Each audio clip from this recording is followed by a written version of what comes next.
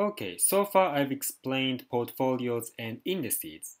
Now let me talk about funds.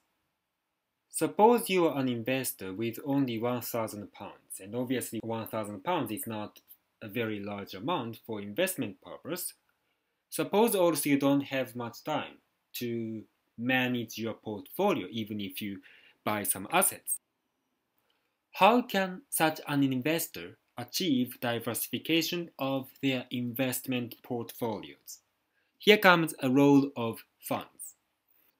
Funds collect money from many investors and invest that collected money in various securities. So this is how a fund works. Here is a balance sheet of a mutual fund. Let's say there are 1,000 investors, each having only £1,000.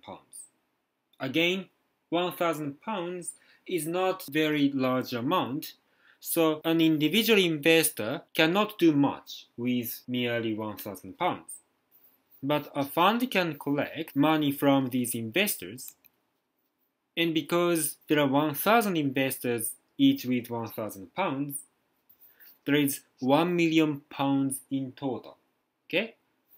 And with £1 million, they can buy a reasonably diversified portfolio.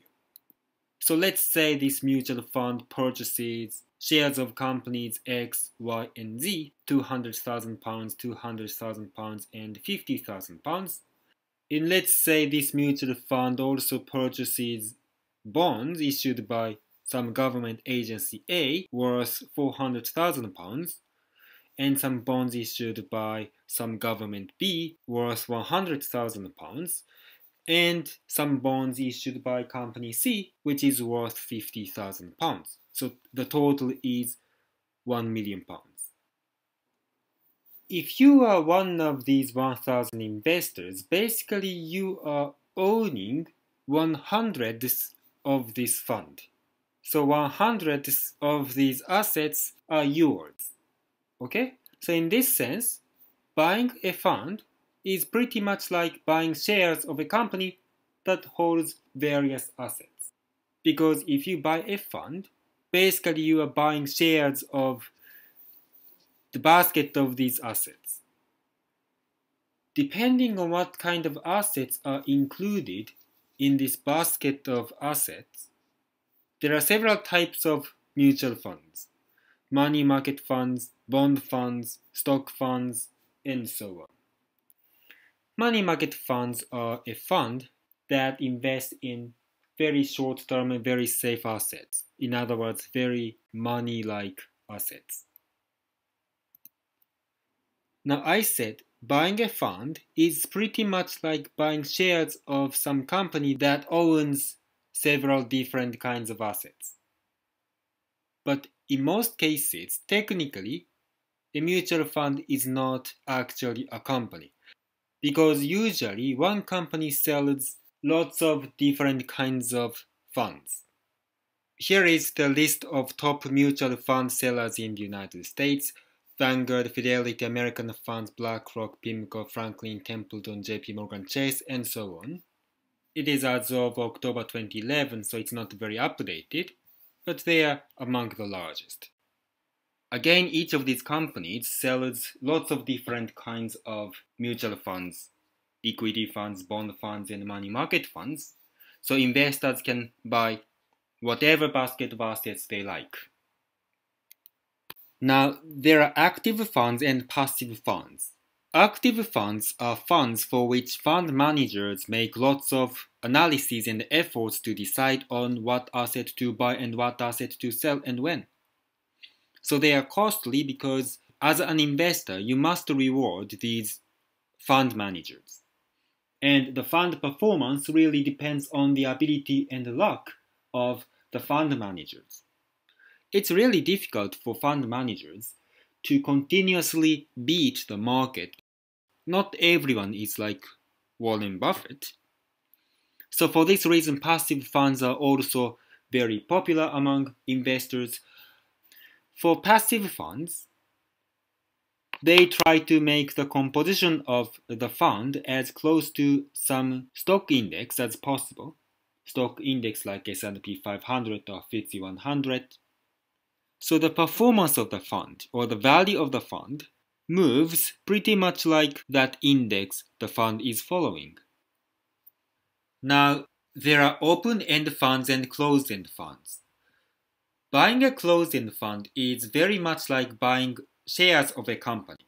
So when you invest your money in a company by buying shares of that company, the only way to quit, the only way to get your money back is to sell the shares of that company to some other investors in the market.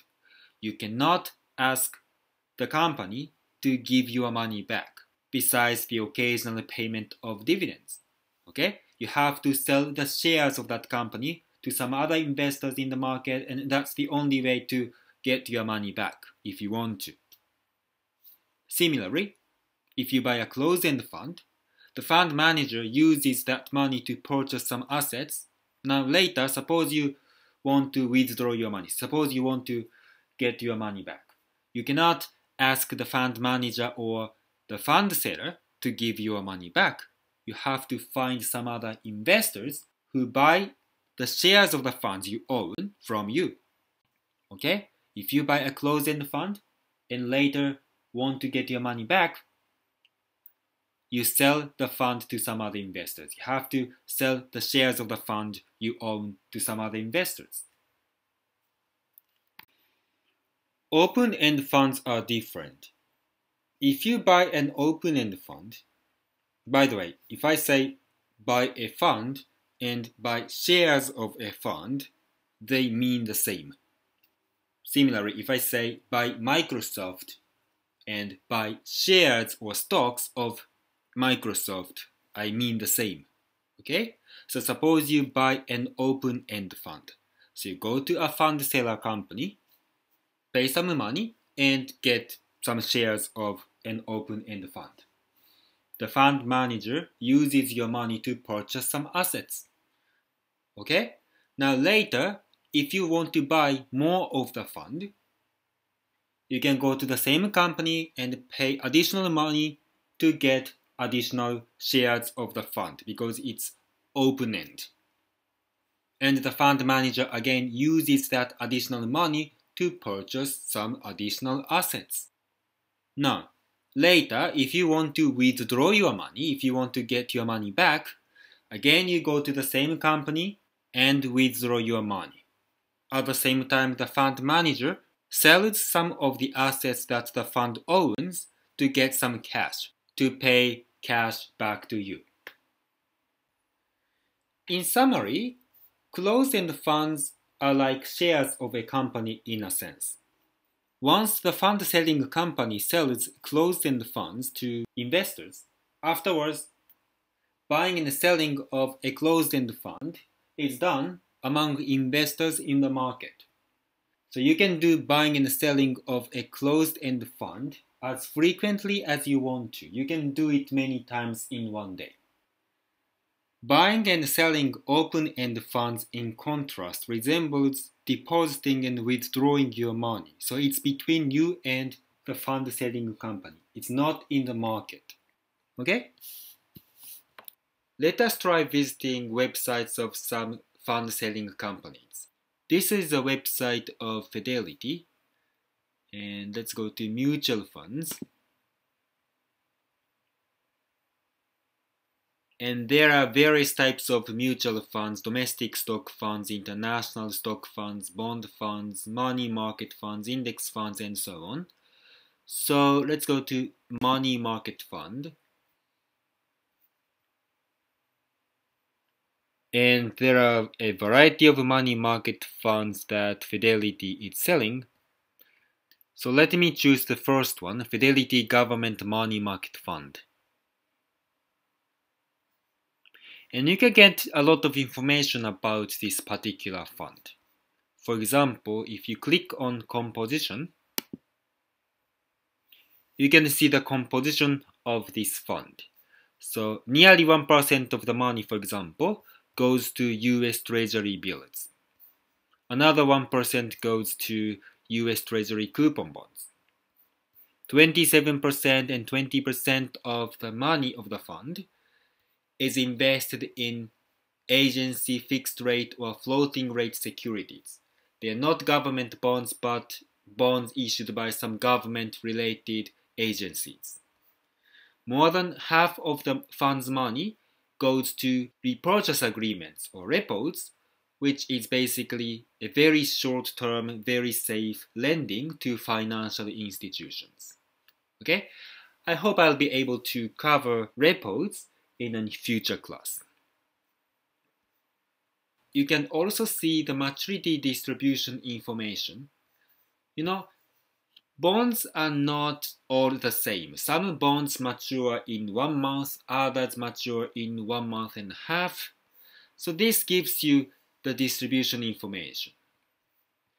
Because repos are very short-term lending, typically 1 day or 2 days, nearly half of the assets the fund holds has 1 to 7 day maturity.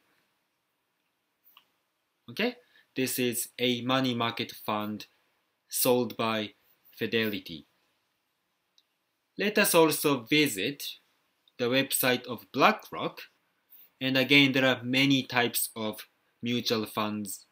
Let me choose global/international stock funds this time. And among them, there are various kinds. So the first one is BlackRock Global Dividend Portfolio. Let me choose this. And again, you can get information about this particular stock fund. So this is the list of companies that this stock fund owns. Imperial Tobacco Group, 3.39%. So 3.39% of the fund's money is invested in Imperial Tobacco Group. There is Sanofi, a pharmaceutical company in France. That's another 3%. Coca-Cola, Nestle, Roche, another health-related company in Swiss, Microsoft, and there is also Japan Tobacco, and so on. This is the distribution across countries.